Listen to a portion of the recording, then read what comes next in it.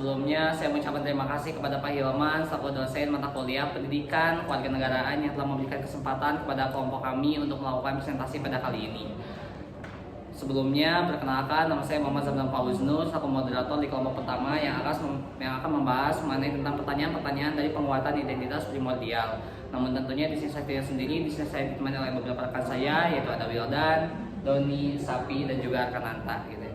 Untuk lebih mengefektifkan waktu, langsung kita masuk ke pembahasannya yang pertama, yaitu tentang apakah yang dimaksud identitas primordial, apa bedanya dengan identitas nasional yang akan disampaikan oleh Wildan. Kepada Wildan, disilakan.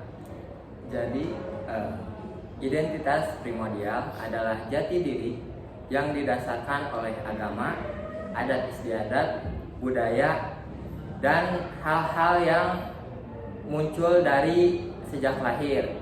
Sedangkan untuk identitas nasional adalah jati diri yang muncul pada saat terbentuknya negara. Lalu, untuk perbedaannya, jika primordial lebih mementingkan golongannya sendiri dan identitasnya didasarkan oleh syarat. Contohnya, ia ingin tinggal dengan satu rumpun agamanya. Semisal dia ingin tinggal di kampung yang mayoritas beragama seperti agama sendiri. Terima kasih kepada Wildan atas pemaparannya. Selanjutnya pertanyaan kedua, identitas primordial yang terus menguat dapat mengancam persatuan dan kebinekaan Indonesia. Benarkah? Jawabannya benar. Dalam kasus ini, pemerintah menyadari adanya bahaya identitas primordial yang menguat. Bahkan pada awal paragraf berita disebutkan, identitas primordial yang menguat menjadi ancaman yang serius bagi persatuan kebinekaan Indonesia. Tentunya, hal ini dapat mengancam persatuan dan kebinekaan Indonesia karena dapat memperdalam polarisasi sosial, memicu diskriminasi, dan menggerus nilai sosial. Selanjutnya, pertanyaan yang ketiga yaitu tentang jika mengancam persatuan dan kebinekaan Indonesia, apakah sebaiknya identitas primordial itu dihilangkan? Yang akan disampaikan oleh Doni. Pak Doni, disilakan. Baik, terima kasih moderator. Menurut kami, sebetulnya kita tidak perlu untuk menghilangkan identitas primordial.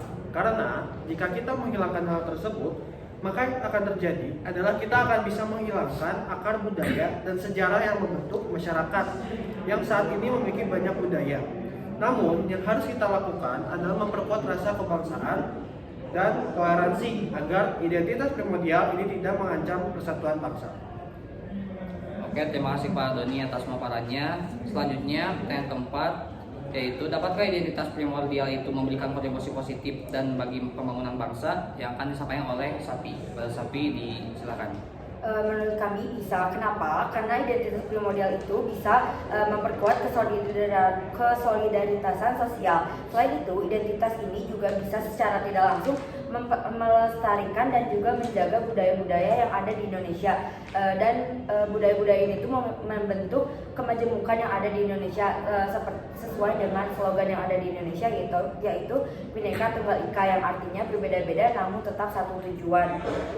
Selain melestarikan budaya dan menjaga budaya yang ada di Indonesia, identitas primordial ini juga bisa memperkuat nilai sosial. Namun agar identitas ini tidak mengancam persatuan Indonesia, kita harus bisa mengelola dan juga menghadapinya dengan sikap yang terbuka terhadap keberagaman serta budaya-budaya yang kita tidak miliki selain suku kita.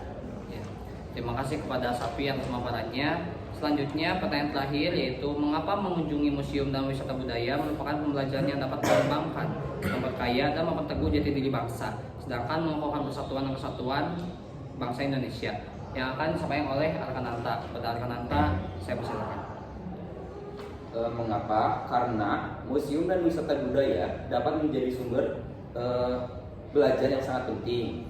Dengan mengunjungi museum dan wisata budaya, itu dapat memperkuat kebanggaan, rasa kebanggaan terhadap negara dan rasa nasionalisme, dan juga menambahkan rasa toleransi.